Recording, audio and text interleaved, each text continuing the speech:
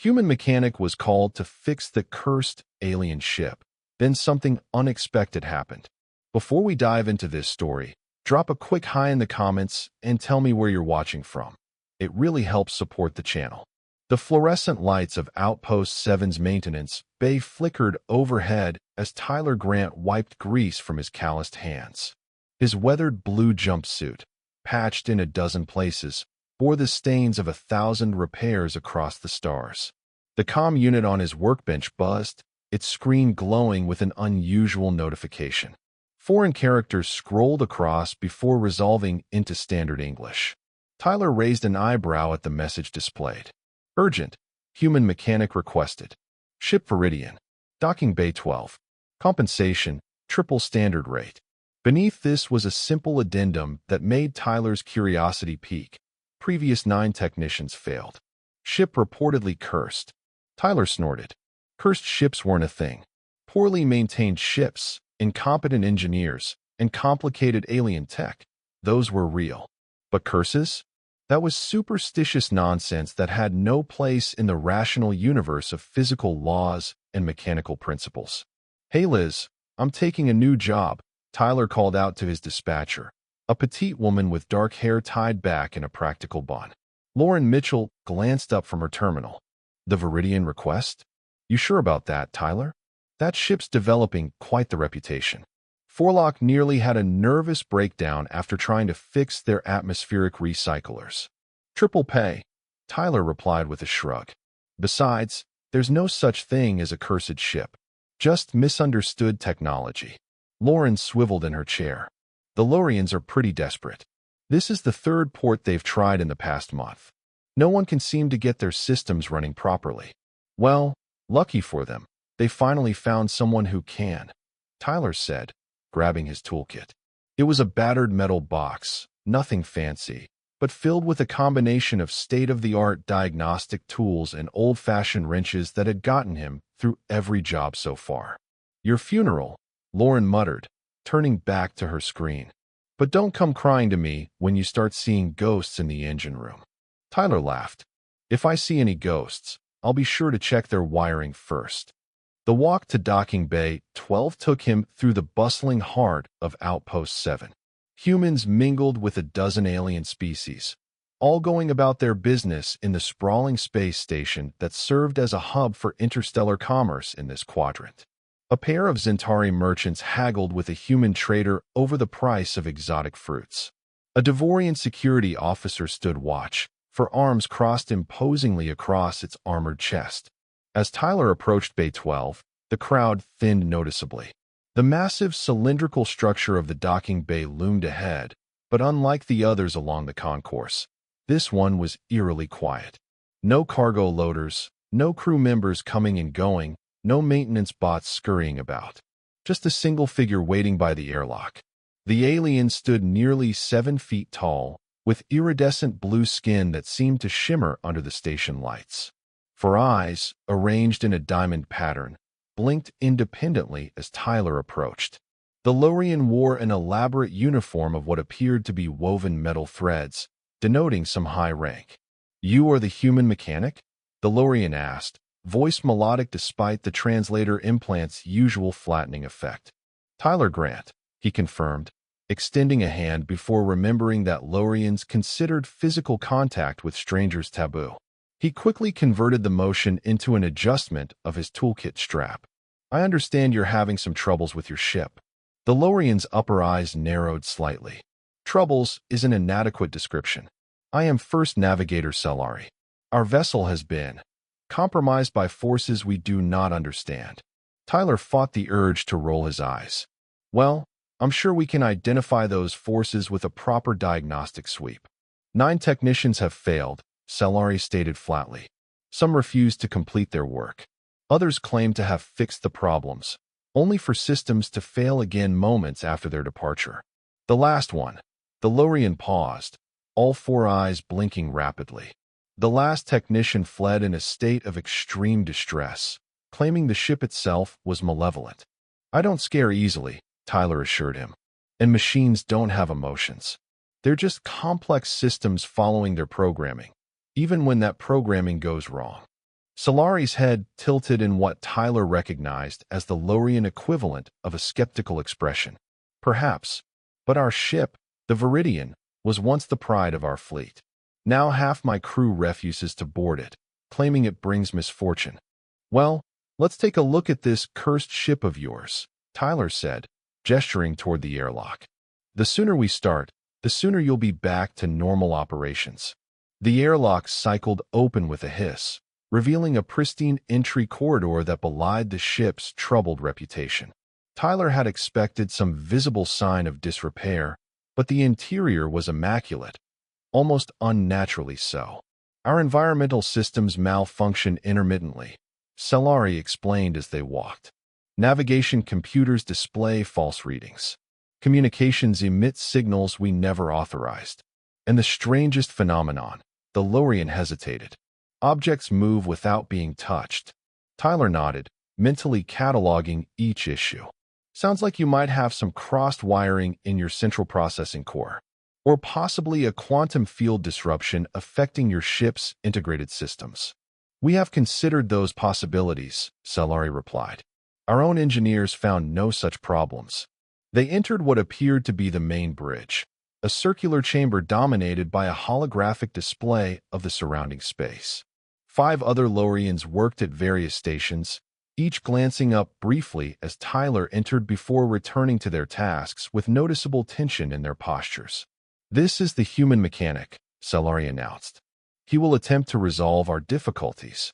A shorter Lorian with markings that indicated greater age approached. I am Captain Mazzari. Your reputation precedes you, Tyler Grant. That was unexpected. My reputation? We researched extensively before sending our request, Mazzari explained. You have solved numerous technical problems that baffled others. The Tellarite mining vessel incident, in particular, caught our attention. Tyler rubbed the back of his neck. That was just a matter of recognizing the interaction between their propulsion field and the mineral content of the asteroid they were mining. It was a solution that escaped 27 other experts, Mazzari countered. We require similar insight now. Tyler set down his toolkit. Well, I'll need access to your ship's systems, maintenance logs, and a timeline of when these phenomena began. A younger Lorian stepped forward, holding what appeared to be a translucent tablet. I am Second Engineer Tavari. I have compiled all relevant data. As Tyler took the device, his fingers brushed against the Lorian's. The alien yanked his hand back as if burned, eyes widening in alarm. My apologies, Tyler said quickly, remembering their aversion to touch. No, Tavari said, voice shaking slightly. It was unexpected. I shall assist you with accessing our systems. Tyler nodded, already scanning through the logs on the tablet. As he'd suspected, the issues had begun approximately 3 months ago, shortly after the Viridian had taken on new cargo from a previously unexplored world in the Epsilon sector. This cargo, Tyler pointed to the manifest entry. What exactly was it? The 3 Lorians exchanged glances. Archaeological artifacts, Captain Mazzari finally answered. A scientific outpost discovered ruins of an ancient civilization. We transported several items to our homeworld for study. And the problem started right after you loaded these artifacts? Tyler asked, already suspecting a connection. Not immediately, Tavari clarified. 3 days into our journey, during a standard warp field adjustment. Tyler continued scrolling through the logs, noting the escalating pattern of malfunctions. What had started as minor environmental fluctuations had progressed to critical systems failures within weeks. Most concerning were the navigational errors. Twice the ship had nearly collided with stellar bodies despite collision avoidance systems. I'll need to see your engine room and central computer core, Tyler decided. And I'd like to examine these artifacts as well. Captain Mazzari's 4 eyes blinked in unison. The artifacts were removed at our last port. We hoped this would resolve our difficulties. Did it help? Temporarily, Solari admitted. For approximately 12 hours, systems functioned normally. Then the disturbances returned, more severely than before. That was interesting. Could be residual energy patterns or some kind of technological contamination, Tyler mused. Let's start with your computer core. Tavari led Tyler through the ship's immaculate corridors. Despite the reported malfunctions, everything appeared in perfect order, almost obsessively so. The decks gleamed, the lighting was optimal, and every panel was secured properly. It was as if the crew was compensating for the ship's erratic behavior by controlling everything they possibly could. "You maintain an impressive ship," Tyler commented as they walked. "We must," Tavari replied stiffly. "When surrounded by chaos, one creates order where possible." They descended 3 levels via a gravity lift, emerging into a cooler section of the ship. The computer core of the Viridian was a marvel of alien engineering. A spherical chamber where countless crystalline structures pulsed with bioluminescent light, connected by threads of what appeared to be liquid metal. "Lorian biosynthetic computing," Tyler murmured appreciatively. "I've read about these, but never seen one in person." "It is the heart of our vessel," Tavari said, approaching a control panel. "Self-repairing, adaptive, and capable of processing quantum calculations at rates unmatched by standard silicon-based systems." Tyler opened his toolkit, removing a universal diagnostic scanner. "Mind if I connect this? It's non-invasive."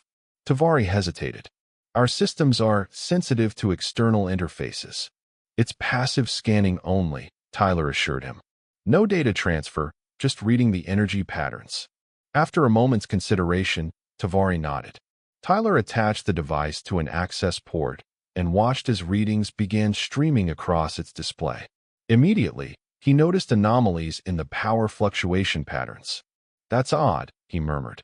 "Your system is cycling through processing spikes at regular intervals, but there's no corresponding task demand." "Yes," Tavari confirmed. "As if it is performing calculations we have not requested." Tyler adjusted the scanner, digging deeper into the diagnostic results. "The pattern isn't random. It's structured, almost like." He trailed off as the lights in the chamber dimmed momentarily. The liquid metal connections between the crystal nodes pulsed in unison, creating a wave-like effect through the entire core. "Does it do that often?" Tyler asked, pointing at the phenomenon.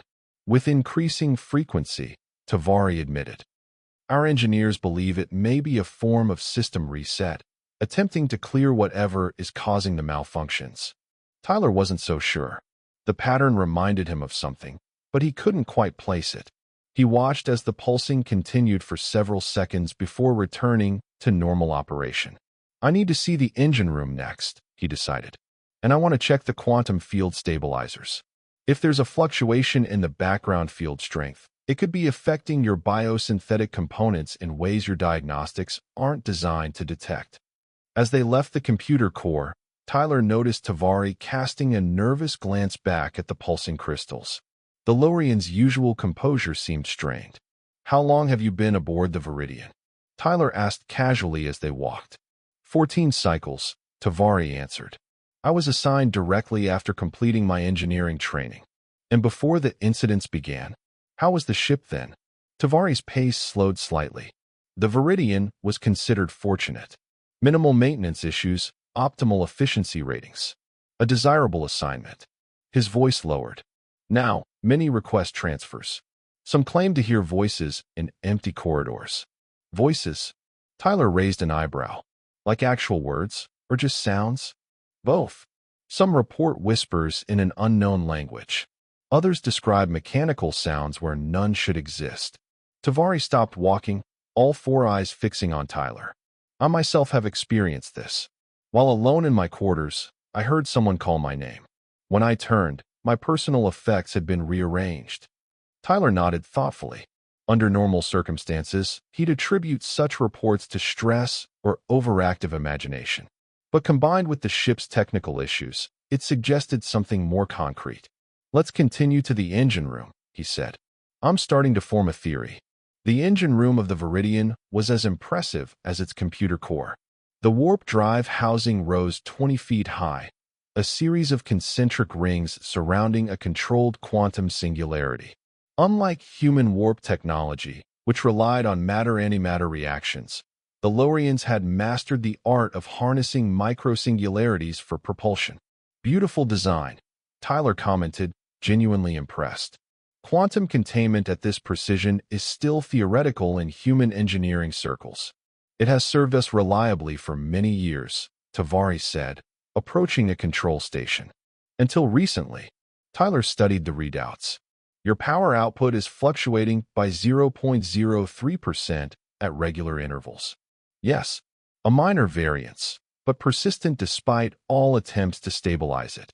Minor, but significant for a quantum singularity, Tyler mused. Has anyone checked for temporal echoes? Tavares' expression shifted to what Tyler recognized as confusion. Temporal echoes? When you're working with space-time distortions at this scale, sometimes you get resonance patterns, echoes of the field itself bouncing back from subspace. Tyler pulled out another tool from his kit. Human ships don't use singularity drives, but we've observed similar phenomena in certain quantum experiments. The device in Tyler's hand whirred softly as he moved it in a slow arc around the warp core. After a moment, it emitted a series of beeps. Just as I thought, Tyler said, examining the readings. You've got quantum resonance across multiple harmonic frequencies. It's subtle, but it's there. Is this the source of our difficulties? Tavares asked, leaning closer to see the display. Not the source, but a symptom, Tyler explained. Something is causing your singularity to oscillate at a frequency it shouldn't. The question is, what's generating the interference pattern? Tyler spent the next 2 hours methodically checking every system connected to the warp drive. The Lorien engineering team observed with growing interest as he worked, occasionally asking questions about his methodology. Unlike many alien species, they seemed genuinely curious about human problem-solving approaches. As he was examining the quantum field stabilizers, the ship's lighting suddenly dimmed. A moment later, a high-pitched whine emanated from the warp core, rising in intensity until Tyler had to cover his ears. The Lorien engineers moved with practiced efficiency, adjusting controls and monitoring readouts. Containment fluctuation, one called out. Field strength dropping to 87%. Compensating. Another responded, fingers flying across a control panel. Tyler watched as the concentric rings of the warp core pulsed with energy. The pattern matched what he'd seen in the computer core earlier, a rhythmic, wave-like progression that seemed almost deliberate. Then, as suddenly as it began, the fluctuation ceased. The lights returned to normal, and the whine faded away. That happens several times daily, Tavares explained, for eyes blinking rapidly in what Tyler had come to recognize as a sign of stress. Each occurrence leaves systems malfunctioning in new ways. Tyler nodded thoughtfully. I need to see the cargo bay where those artifacts were stored. Tavares led Tyler to a lower deck where a large, empty cargo hold sat secured behind heavy doors. As they entered, Tyler immediately felt a change in the atmosphere, a subtle pressure difference, perhaps, or a slight temperature variation. His diagnostic equipment showed nothing unusual, but his instincts told him otherwise. The artifacts were contained in standard isolation fields. Tyler asked, scanning the empty space. Yes, Class 4 containment, standard protocol for unknown archaeological materials. Tyler walked slowly around the perimeter of the room, paying close attention to the bulkheads and deck plating. And they were removed completely? No fragments or residue left behind. Our decontamination procedures are thorough, Tavares assured him. The hold was purged 3 times after the artifacts were offloaded. As Tyler approached the far wall of the cargo bay, his scanner emitted a faint beep. He paused, adjusting the settings to increase sensitivity. The beep came again, stronger this time. There's something here, he murmured, kneeling to examine the deck plating more closely. A trace energy signature. Very faint, but distinct. Tavares joined him, crouching awkwardly on longer limbs. Our scanners detected nothing. It's operating at a frequency your systems might not be calibrated for, Tyler explained. Human technology developed along different lines than Lorien tech. Sometimes that gives us advantages in unexpected areas. He ran his fingers along the seam of the deck plating, feeling for abnormalities. Near the wall junction, he felt a slight vibration.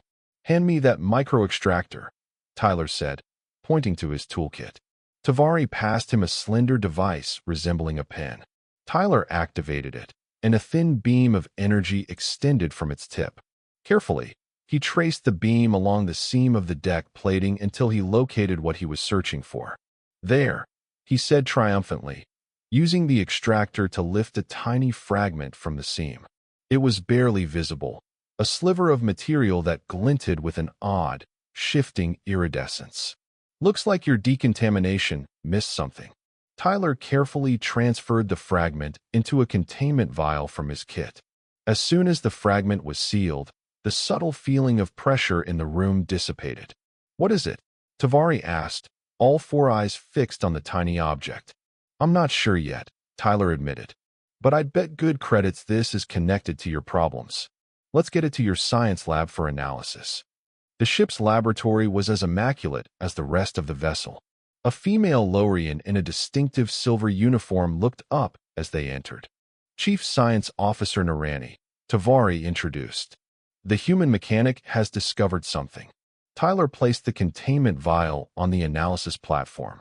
"A fragment left behind from the artifacts you transported. I need to know what it's made of." Narani approached cautiously, examining the vial without touching it. The artifacts were composed of an unknown crystalline material. "Our analysis was inconclusive. Let's try again," Tyler suggested. "But this time, let's look for energy patterns rather than material composition." The Lorian scientist activated a series of instruments. Holographic displays sprang to life around the analysis platform, showing various wavelengths and frequencies emanating from the tiny fragment. "Fascinating," Narani murmured. "It's emitting a complex quantum signature across multiple frequency bands." Tyler studied the readings. "Can you isolate the primary frequency?" Narani adjusted the controls. After a moment, a single waveform pattern separated from the others, pulsing in a distinctive rhythm. "That's it," Tyler said, excitement building. "That's the same pattern I observed in both your computer core and warp drive fluctuations." "What does it mean?" Tavari asked. Tyler stared at the pulsing pattern, the pieces finally coming together in his mind. "It's not random. It's a signature, a specific quantum frequency that's resonating with your ship's systems, like a tuning fork that makes everything around it vibrate at the same pitch." "But what purpose would such a resonance serve?" Narani asked. "I'm not sure yet," Tyler admitted. "But I think." He was interrupted by a ship-wide alert. Red lighting pulsed through the laboratory as an announcement echoed through the corridors. "All personnel, secure stations. Warp core fluctuation in progress. Prepare for possible system failures." "It's happening again," Tavari said, already moving toward the door. "We must get to engineering." Tyler grabbed the containment vial, securing it in his toolkit. "I'm coming with you." The corridor outside was filled with Lorian crew members moving purposefully to their emergency stations. As Tyler followed Tavari toward the turbolift, the ship's gravity suddenly shifted. Tyler found himself pressed against the ceiling for a moment before being slammed back to the floor as gravity normalized. "That's new," he groaned, picking himself up. "The disturbances are worsening," Tavari confirmed, helping Tyler to his feet. "We must hurry." When they reached engineering, chaos reigned. The warp core was pulsing rapidly, its concentric rings spinning at different velocities. The engineering team worked frantically at their stations, trying to stabilize the quantum singularity at the heart of the drive. "Containment field at 62% and falling," one engineer called out. "Diverting emergency power to stabilizers," another responded. Captain Mazzari stood at the main control platform, his usual composed demeanor strained. "Status report. The singularity is experiencing quantum fluctuations beyond our ability to compensate," the chief engineer reported. "If we cannot restore stability, we will need to eject the core." Tyler pushed his way forward. "Captain, I think I know what's happening to your ship." Mazzari turned, all four eyes focusing on Tyler. "Explain quickly, human.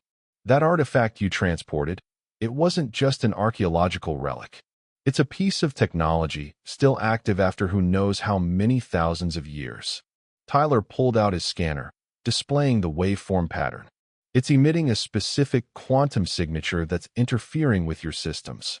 The artifacts are no longer aboard, Mazzari pointed out. But a fragment remained, Tyler countered, showing the containment vial. And I think it's been communicating with your ship. Communicating?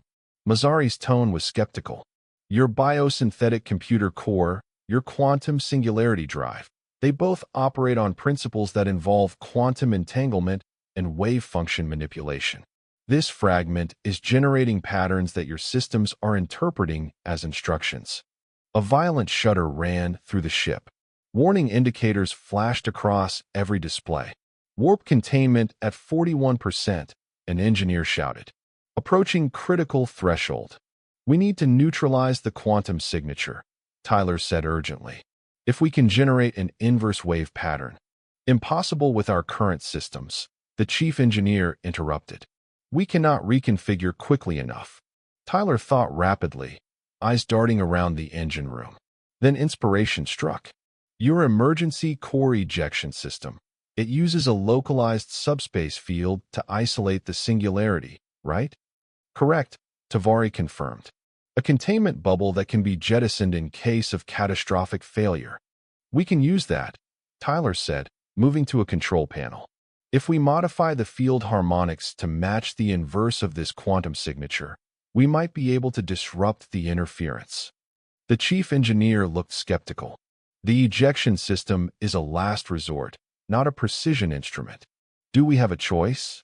Tyler challenged, looking around at the failing systems.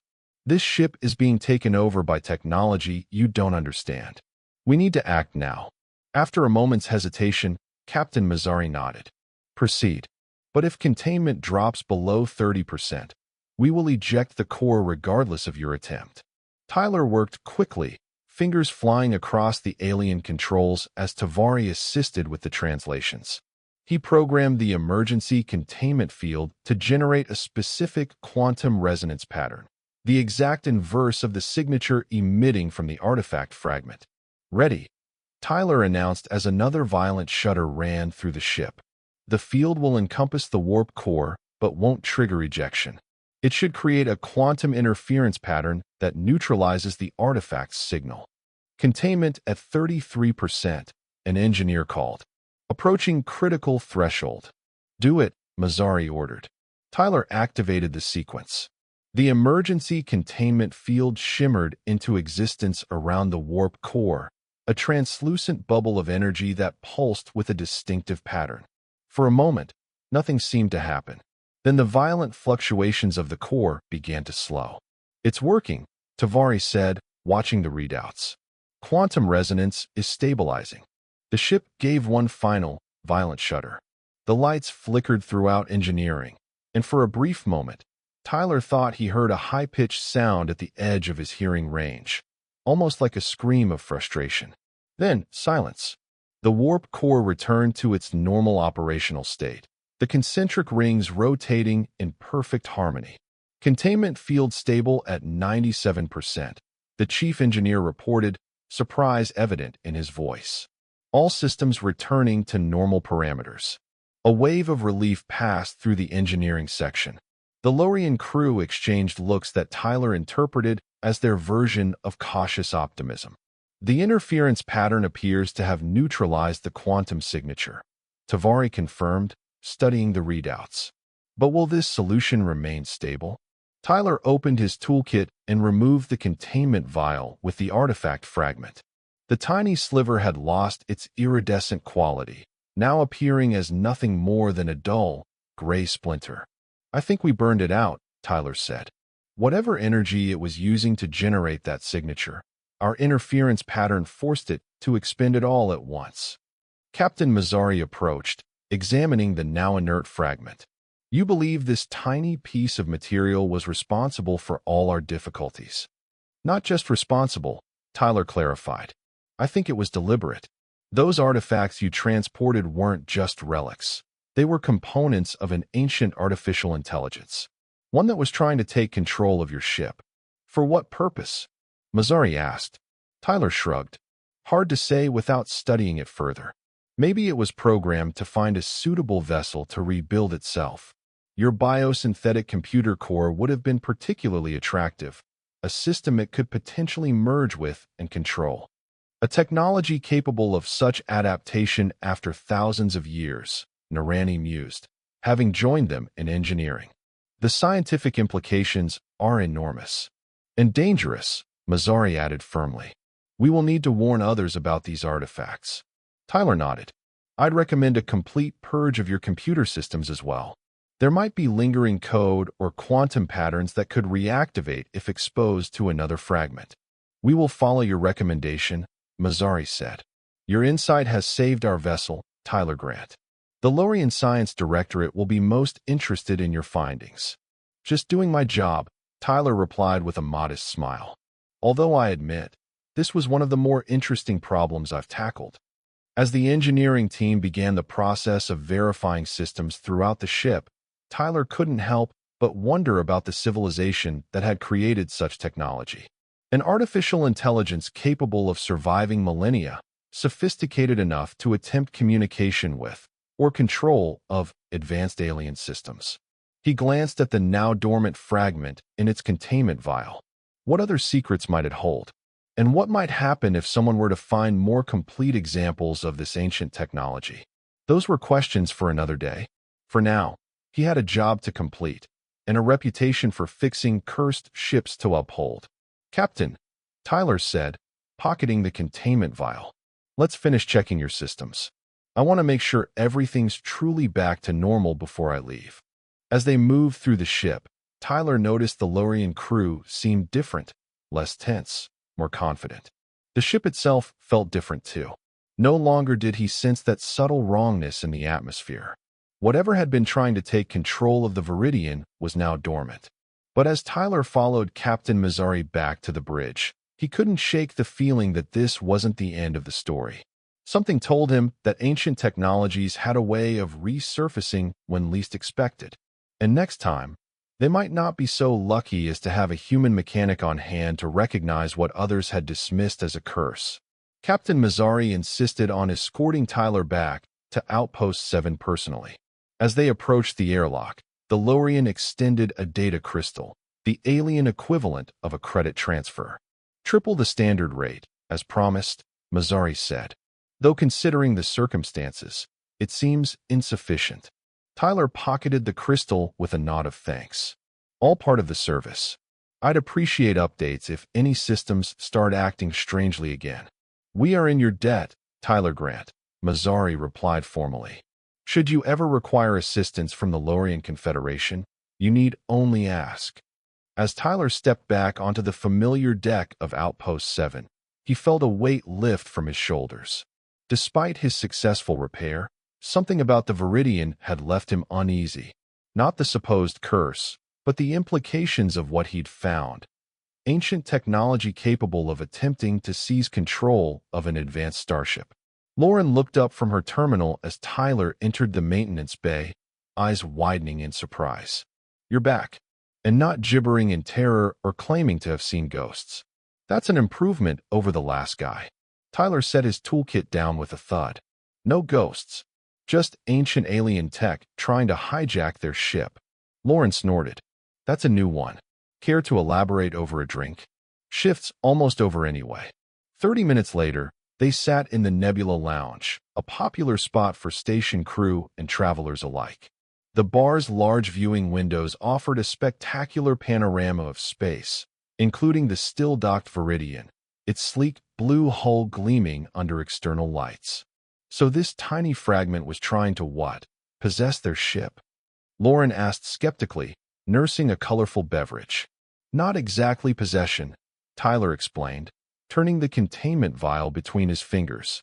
The fragment inside remained dull and lifeless, more like reprogramming. It was emitting quantum signals that interfered with their biosynthetic systems, gradually altering their programming. Creepy, Lauren commented. So case closed? Ship fixed, mystery solved, triple pay earned. I think so, Tyler said, though something still nagged at him. But I'd like to analyze this fragment more thoroughly. The station's science lab owes me a favor. Lauren raised an eyebrow. Always the curious one. Just don't let that thing start talking to our systems, all right? Tyler laughed. It's inert now, burned out when we used the inverse field. Besides, our tech is different enough that it wouldn't be compatible anyway. If you say so, Lauren said, unconvinced. Just remember, some mysteries are better left unsolved. The following morning, Tyler made his way to Outpost 7's Science Division. Unlike the cluttered, practical maintenance bay, the laboratory was a model of sterile efficiency. Dr. Emily Parker, the lead researcher, greeted Tyler with surprise. "The legendary ship fixer graces us with his presence," she said with a smile. They'd worked together before on various technical puzzles. Emily's theoretical knowledge complemented Tyler's practical experience. "Need a favor," Tyler said, placing the containment vial on her workbench. "Analysis of this fragment. It's from an ancient artifact that was causing havoc with a Lorian vessel." Emily picked up the vial, examining the dull sliver inside. "Doesn't look like much." "Appearances can be deceiving," Tyler replied. This thing was generating quantum signals complex enough to interface with advanced biosynthetic systems. That caught her interest. Emily's eyes lit up with scientific curiosity. "Really? Let's take a look." She placed the vial in an analysis chamber, a device far more sophisticated than anything Tyler carried in his toolkit. Multiple scanners activated, bathing the fragment in various energy fields as data streamed across nearby displays. "Initial compositions can show elements I'd expect," Emily muttered, eyes fixed on the readings. "Silicon, carbon, various metals. Wait, there's something else. Trace elements I can't identify." Tyler leaned closer. "Can you check for residual energy patterns? The quantum signature should have collapsed, but there might be traces." Emily adjusted the settings. After a moment, she frowned. "That's odd. I'm detecting minimal quantum activity, but it's changing as I scan it." "Changing how?" "It's adapting to the scanner frequencies, almost like it's learning from the scan itself." She looked up, concern evident in her expression. "Tyler, this thing might not be as inert as you thought." Tyler felt a chill run down his spine. "Can you contain it? Block any emissions?" "Already on it," Emily replied, activating a quantum isolation field around the chamber. "But I'd like to continue studying it. This could be a major discovery, technology that can adapt and learn from interactions, surviving thousands of years." "Be careful," Tyler warned. This fragment was part of something that nearly took over an advanced starship. "It's not just a scientific curiosity." Emily nodded, but Tyler could see the excitement in her eyes, the researcher's hunger for knowledge overriding caution. "I'll take all necessary precautions. Why don't you check back tomorrow? I'll have more data then." Tyler hesitated, then nodded. Emily was thorough and careful. The fragment would be secure in the lab's containment systems. Besides, human technology was fundamentally different from Lorian systems. There shouldn't be any compatibility. "Just make sure that isolation field stays active," he said before leaving. "And call me immediately if anything unusual happens." The rest of Tyler's day passed uneventfully. Routine repairs on his Zentari cargo hauler, diagnostics on a faulty gravity generator. By evening, he had almost pushed the ancient fragment from his mind. Almost. That night, Tyler dreamed of crystalline structures pulsing with light, of whispers in an unknown language that somehow he understood. He saw vast cities of impossible architecture, machines that blended seamlessly with their biological creators. And throughout it all, a sense of desperate urgency, a civilization facing extinction, preparing a legacy that would survive them. He woke with a start, heart pounding. The clock display showed 0347, middle of the station's night cycle. Something had disturbed his sleep beyond the dream. A notification on his comm unit was blinking steadily. "Urgent, science lab. Come immediately. EP." Tyler dressed quickly and hurried through the quiet corridors of Outpost 7. The night shift crew barely glanced at him as he passed. Emergency calls for technical specialists weren't uncommon on a busy space station. When he reached the science lab, the door slid open to reveal Emily standing before a holographic display. Her hair was disheveled, dark circles under her eyes suggesting she hadn't slept. "You need to see this," she said without preamble, gesturing to the display. The hologram showed a magnified view of the fragment, but it was no longer the dull, gray sliver Tyler remembered. Instead, it pulsed with a faint iridescence, its structure visibly changing as they watched, microscopic filaments extending and retracting like searching tendrils. "It's reactivated," Tyler said, stating the obvious. "How?" "I don't know," Emily admitted. "The quantum isolation field should have prevented any energy transfer. But around midnight, my scanners detected increasing activity. It's been growing steadily since then." Tyler studied the display with mounting concern. "Have you detected any transmissions? Any attempt to interface with station systems?" "Nothing outgoing," Emily assured him. "But it's absorbing energy from its environment, very efficiently. And it's using that energy to rebuild itself, I think." "Rebuild into what?" Emily gestured to another display showing a simulation. "Based on its current growth pattern and molecular organization, I believe it's trying to reconstruct a larger structure, possibly its original form before fragmentation." The simulation showed the tiny sliver gradually expanding into a crystalline lattice, similar to what Tyler had glimpsed in his dream. The thought made him uneasy. "We need to destroy it," he decided. "Completely this time." Emily looked pained. "Tyler, this is an unprecedented scientific discovery. An autonomous, self-repairing nanotechnology that's survived for thousands of years. The research potential is enormous." "So is the risk," Tyler countered. "You weren't on that ship, Emily. This thing was systematically taking control of every system. What happens if it does the same to Outpost 7? Our technology is completely different from Lorien systems," she argued. "There's no compatibility. Besides, it's contained in the isolation field. A field it shouldn't have been able to activate inside of," Tyler pointed out. "We don't understand this technology, which means we can't predict what it's capable of." Their debate was interrupted by a fluctuation in the lab's lighting. The holographic displays flickered momentarily before stabilizing. "Just a power surge," Emily said, though she didn't sound convinced. Tyler moved to a nearby terminal, checking the station's power distribution network. Not a surge, a targeted redirect. Something just diverted additional power to this lab. "That's impossible. The power management systems are isolated from the lab network." "Tell that to our ancient friend," Tyler said grimly, pointing to the containment chamber. The fragment was now pulsing rapidly, its glow intensifying. The isolation field surrounding it flickered visibly, like a barrier under stress. "It's drawing more power," Emily realized, fingers flying across controls, siphoning it directly through the monitoring systems.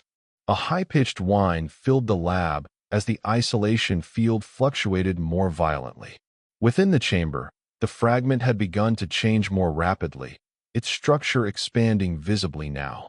"We need to cut power to the entire lab," Tyler decided, moving toward the emergency shutdown. "Wait," Emily called.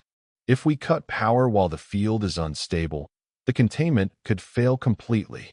"It's going to fail anyway at this rate," Tyler replied. "Better on our terms than its."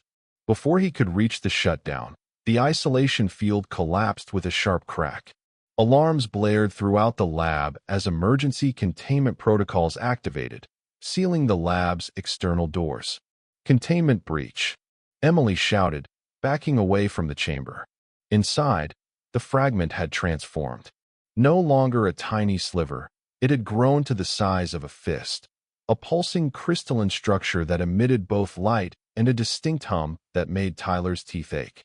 "We need to seal it in something portable and get it off the station," Tyler said, looking around for options. "The sample vault," Emily suggested, pointing to a heavy door at the rear of the lab. "It contains vacuum-sealed containers designed for hazardous materials." They moved quickly, Emily retrieving a metallic cylinder from the vault while Tyler monitored the growing crystal.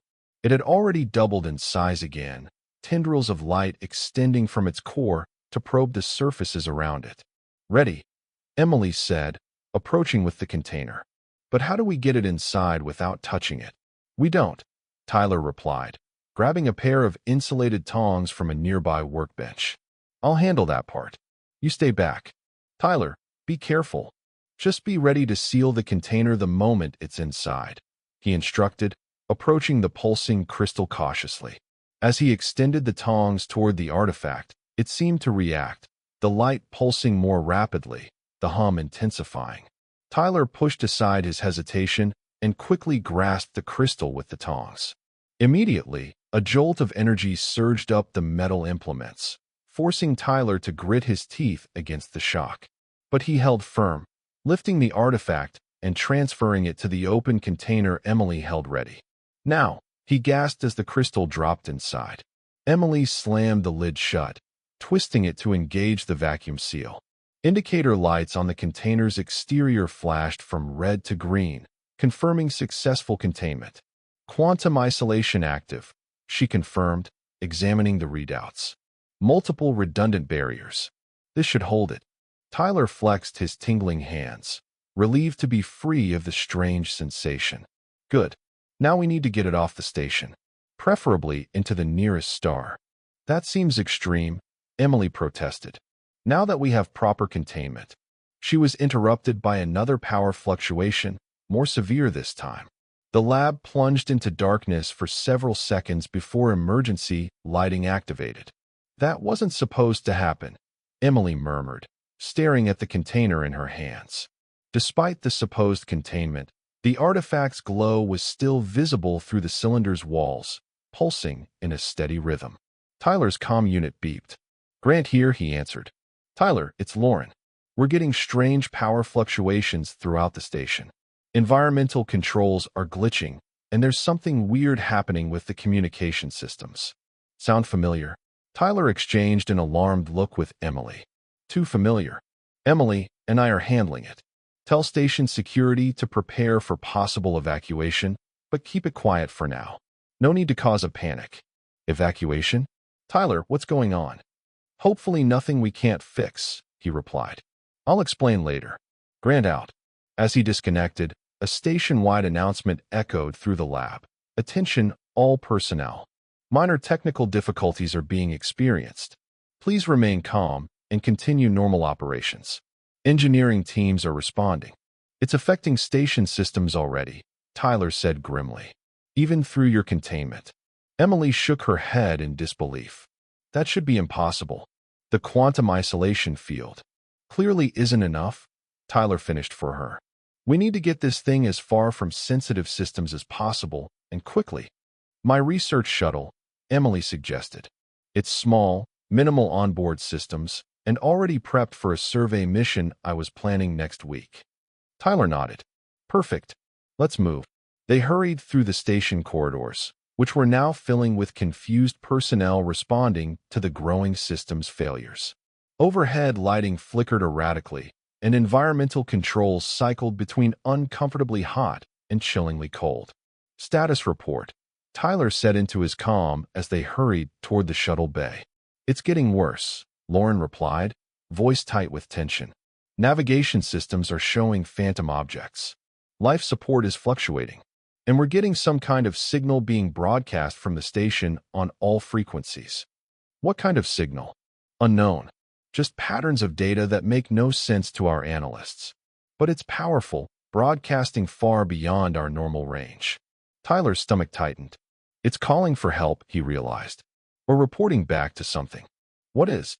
Lauren demanded. No time to explain. Just keep things running as best you can. We're working on a solution. The shuttle bay was in chaos when they arrived. Crew members rushing to prepare emergency vessels in case evacuation became necessary. Emily led Tyler to a small research craft near the back of the bay. That's our ride, Tyler asked, eyeing the compact vessel skeptically. Phoenix is small but capable, Emily assured him. And importantly, its systems are mostly analog, less vulnerable to whatever this thing does to digital networks. As they approached the shuttle, Tyler noticed a figure waiting beside it, Captain Mazzari of the Viridian. I received your station's distress signal, the Lorian explained, her eyes fixed on the container in Emily's hands. The pattern was identical to what affected my ship. How did you recognize it? Tyler asked. We recorded all anomalous transmissions for analysis, Mazzari replied. When the same pattern emerged from your station, I knew immediately what had occurred. Tyler nodded grimly. The fragment reactivated. Now it's trying to take over Outpost 7, just like it did with your ship. I feared this might happen, Mazzari said. The artifacts we transported were more dangerous than we realized. I came to offer assistance. We're taking it away from the station, Emily explained, holding up the container. Once it's far enough away, the interference should stop. A temporary solution, Mazzari cautioned. As you witnessed aboard the Viridian, this technology is remarkably persistent. It will find a way to return if not permanently neutralized. That's the plan, Tyler assured him. We'll take it far enough away, then eject it toward the system's star. Mazzari's 4 eyes blinked in unison. A logical approach. However, I must caution against underestimating this adversary. Our scientists believe these artifacts represent the last desperate act of a civilization facing extinction. They were designed to survive at any cost. The shuttle bay shuddered as another power surge rippled through the station. Warning lights flashed, and an automated voice announced, "Warning! Life support systems experiencing fluctuations. All non-essential personnel proceed to emergency shelters." "We need to move," Tyler urged. "Captain, return to your ship and maintain a safe distance from the station.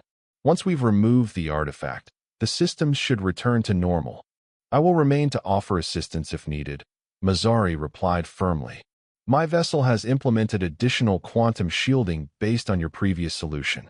We are better prepared this time." Tyler didn't have time to argue. "Your choice. Emily, let's go." They boarded the research shuttle quickly. As Emily had promised, the Phoenix's control systems were refreshingly simple, physical switches and analog displays that required no complex computer interfaces. "Pre-flight checks complete," Emily announced from the pilot's seat. "Requesting emergency departure clearance." The comm crackled with static before the docking controller's voice came through. "Clearance granted, Phoenix. Bay doors opening now. Be advised, station gravitational controls are experiencing fluctuations. Expect turbulence upon exit." "Acknowledged," Emily replied, powering up the engines.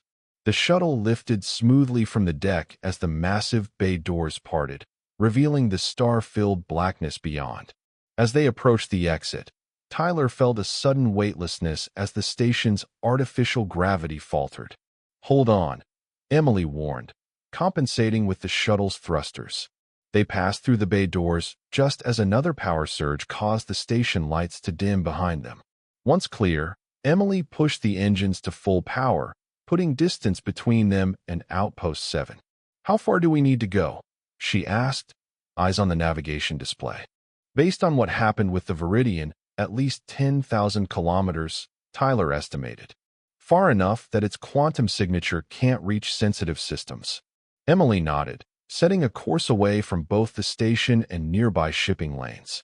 As the shuttle accelerated, Tyler kept his eyes on the containment cylinder secured in a storage compartment. The artifact inside continued to pulse rhythmically, its glow visible even through the supposedly impenetrable shielding.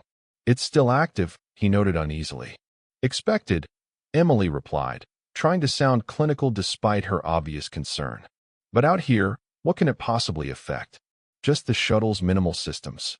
As if in answer, the shuttle's engines suddenly surged, pushing them back in their seats as the craft accelerated beyond their programmed velocity. "What's happening?" Tyler demanded, grabbing his harness as the unexpected G-forces pulled at him. Emily's hands flew across the controls. "It's overriding the engine protocols. I can't shut it down." The navigation display flickered, then displayed a new course, one that wasn't taking them toward empty space as planned, but on a trajectory out of the system entirely. "It's redirecting us," Tyler realized. "But where?" Emily fought with the controls, trying to regain command of the shuttle systems. "The course it set. It's taking us toward the Epsilon sector, where the original artifacts were found," Tyler said, the implications dawning on him. "It's going home." The shuttle continued to accelerate, pushing the small engines beyond their design capacity. Warning indicators flashed across the console as systems began to overheat. "We can't maintain this speed," Emily warned. "The engines will burn out long before we reach Epsilon." Tyler's mind raced. The artifact was clearly capable of controlling their shuttle despite the supposedly simple systems. It was directing them somewhere specific, perhaps to rendezvous with other fragments, or to reach some kind of central control system. "We need to eject it now," he decided, "before we get too far from the system star." Emily nodded, activating the shuttle's small airlock system. "I'll prepare the ejection sequence. You get the container ready." Tyler unstrapped from his seat and moved carefully to the storage compartment where the cylinder was secured. As he reached for it, he noticed something alarming. The metal of the container was beginning to deform, bulging outward as if under extreme pressure from within. "Emily, it's breaking out." She glanced back, eyes widening. "That's impossible. Those containers are designed to withstand." The cylinder ruptured with a sound like shattering glass. The crystalline artifact, now the size of a human head, spilled out onto the deck. Free of its containment, it pulsed with blinding intensity, tendrils of energy arcing from its surface to connect with the shuttle's systems. Immediately, the craft lurched as it accelerated even faster. Warning alarms blared as structural integrity was pushed to its limits. "Hull breach imminent if we maintain this velocity." Emily shouted over the noise. "We need to shut down the engines completely." Tyler stared at the pulsing artifact, understanding dawning. It doesn't care if the shuttle survives. It just needs to transmit its location or reach some rendezvous point. "We're just the transport." As he spoke, the crystalline structure began to change again, reorganizing itself into a more complex form. Parts of it became transparent, while others developed an opaque, metallic appearance. It was building something, a device of some kind. "We need to destroy it," Tyler said, looking around for a weapon. "Completely this time." "With what?" Emily demanded. "We don't have anything on board capable of." "The engines," Tyler interrupted, an idea forming. "You said they're overheating, right?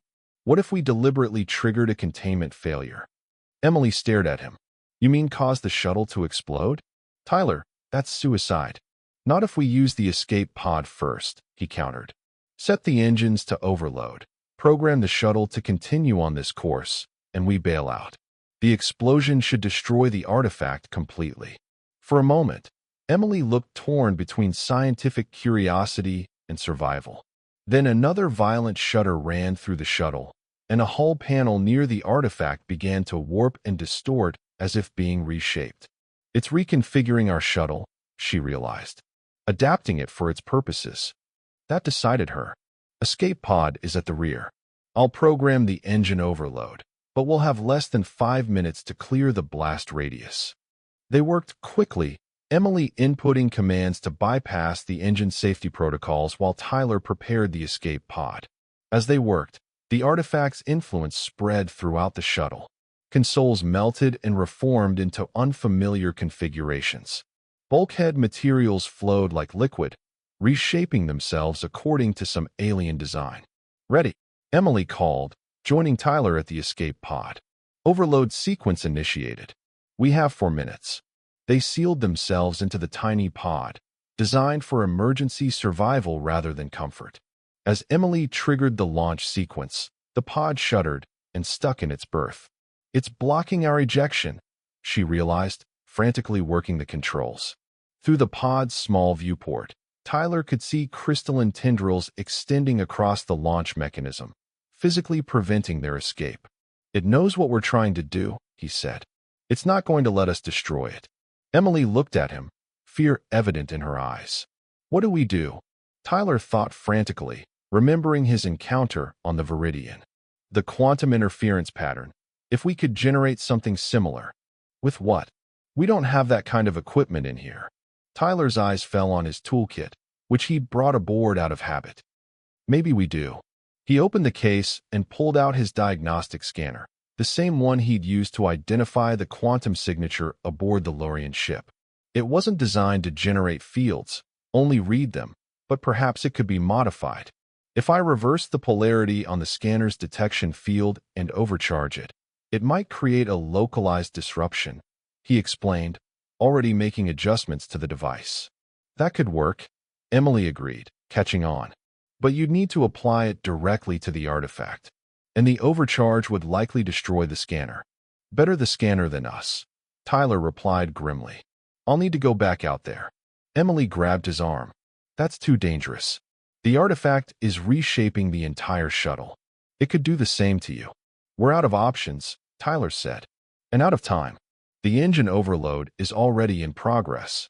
After a moment's hesitation, she nodded. Be careful. Tyler took a deep breath and opened the escape pod's hatch. The shuttle beyond was barely recognizable now. What had been a standard research vessel was transforming into something alien. Surfaces flowing and reforming, systems reconfiguring themselves to serve new purposes. At the center of it all, the crystalline artifact pulsed with hypnotic rhythm, now suspended in midair as if held by invisible forces. Tendrils of energy connected it to every part of the shuttle, directing the transformation. Tyler moved carefully, modified scanner in hand. The deck plating beneath his feet felt strange, slightly yielding, as if becoming organic rather than metallic. The air itself seemed charged with potential, making the hairs on his arms stand on end. As he approached the artifact, it seemed to sense his presence. The pulsing light intensified, and several energy tendrils detached from the shuttle systems to orient toward him like searching appendages. Tyler activated the modified scanner, which emitted a high-pitched whine as its components struggled with the overcharge. The artifact responded immediately. Its pulsing pattern accelerated, and the searching tendrils recoiled slightly. It recognizes the threat, Tyler realized. He pushed forward, fighting against an invisible resistance that grew stronger with each step. The artifact began to emit a sound, not just the mechanical hum from before, but a complex series of tones that somehow conveyed emotion. Alarm, anger, fear. Tyler was just meters away now, the scanner's whine reaching a painful intensity as its components began to fail under the strain. One of the energy tendrils lashed out, striking his arm with a shock that made his muscles spasm involuntarily. The scanner nearly fell from his grasp, but he held firm. Sorry, Tyler muttered through gritted teeth. But you're too dangerous to let survive. With a final lunge, he pressed the scanner directly against the crystalline surface of the artifact. For an instant, nothing happened. Then a blinding flash erupted at the point of contact, accompanied by a sound like reality itself tearing. The artifact's rhythmic pulsing faltered, became erratic. The energy tendrils connecting it to the shuttle systems began to dissipate. The transformation of the shuttle halted, surfaces freezing mid-flow. Tyler felt himself being hurled backward by an invisible force. He slammed into a bulkhead, pain exploding across his back and head. Through blurred vision, he saw the artifact's glow dimming, its structure beginning to fracture. Tyler. Emily's voice seemed to come from very far away. We need to go now. Somehow he found the strength to push himself upright, staggering back toward the escape pod where Emily waited. Behind him, the artifact emitted one final, piercing tone, a sound that conveyed such profound loss and rage that it sent chills down Tyler's spine. He half fell into the escape pod, and Emily sealed the hatch. A moment later, the pod ejected successfully, the artifact's control over the shuttle systems having failed. Through the viewport, they watched as the shuttle continued on its programmed course, now just a conventional vessel again rather than the alien hybrid it had been becoming. Inside, the artifact's glow had dimmed to almost nothing, its structure crumbling as its energy dissipated. Engine overload in 30 seconds, Emily announced, checking the pod's instruments. Brace for shockwave. They strapped themselves in as the pod's thrusters carried them away from the doomed shuttle. Precisely on schedule, the research vessel erupted in a blinding explosion that briefly outshone the system's distant sun. The shockwave reached them moments later, buffeting the escape pod violently, but causing no serious damage. When the tumbling subsided, They looked back to see only scattered debris where the shuttle had been. No sign remained of the crystalline artifact, nothing but dust and fragments too small to maintain whatever consciousness or programming had driven it. "We did it," Emily breathed. "It's actually destroyed this time." Tyler nodded, wincing at the pain in his ribs from his impact with the bulkhead. "Let's hope so. Though I wonder how many more fragments are out there, waiting to be found.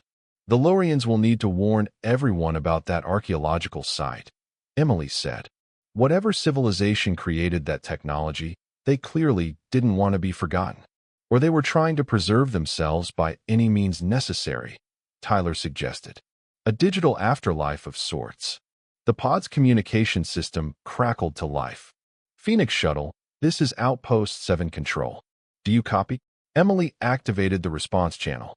"Control, this is Dr. Parker. We're safe in the escape pod. The artifact has been destroyed." "Confirmed, Doctor. Station systems are returning to normal. We're dispatching a recovery vessel to your coordinates. ETA 20 minutes. Acknowledged, Control. We'll be waiting." As Emily set the pod's beacon to broadcast their location, Tyler gazed out at the stars. The vastness of space suddenly seemed more mysterious than ever. How many other ancient civilizations had left behind their legacies? How many other technologies waited to be discovered, or perhaps should remain undiscovered? "You know," Emily said, interrupting his thoughts. "Despite everything, this was an incredible scientific discovery. A technology capable of adapting to and reprogramming advanced systems, surviving thousands of years, and nearly killing us in the process," Tyler reminded her with a wry smile. "True," she conceded. "But think of the possibilities if we could understand it, control it properly." Tyler shook his head. "Some technologies might be beyond our ability to control, at least for now," says the man who figured out how to disable it twice, Emily pointed out. "Sometimes I think humans have a unique knack for understanding alien tech. We approach problems differently." "Trial and error," Tyler replied modestly, "and a healthy dose of desperation." "Well, whatever it is, it worked." Emily leaned back in her seat, finally relaxing now that the danger had passed. "You know, when they asked for a human mechanic to fix a cursed ship, I bet the Lorians never expected you'd end up saving an entire space station too." Tyler laughed despite his aching ribs. "Just another day on the job. Though I might need to adjust my rates for potentially civilization-ending ancient technology repairs." As they waited for rescue, Tyler couldn't help but feel a certain pride. Humanity might be newcomers to the interstellar community, still learning the ropes of galactic civilization, but they brought something valuable to the table: an innovative approach to problem-solving, a willingness to try unconventional solutions, and a stubborn refusal to accept the impossible. If there were more fragments of that ancient technology out there, or other dangerous relics waiting to be found, Tyler was glad humans would be around to help deal with them. Sometimes, the universe needed a good mechanic who didn't believe in curses. The recovery vessel arrived right on schedule, a welcome sight as it maneuvered alongside their pod. As docking procedures began, Tyler made a mental note to check on the Lorian ship before it departed. Captain Mazzari deserved to know the full story, and Tyler wanted to ensure no trace of the artifact's influence remained aboard the Viridian. After that, well, there would always be another job, another mechanical puzzle to solve. The galaxy was full of ships needing repair, mysterious malfunctions, and supposedly impossible problems. And Tyler Grant, human mechanic, would be ready for them all. And that was the end of the story. If you listened all the way to here, don't forget to leave feedback about what you thought of the story in the comments, whether positive or negative. Your feedback helps us improve. Also, leave your like and subscribe to the channel for more stories like this one. And I'll leave here on the screen another video that I'm sure you'll like. Big hug, and see you in the next story.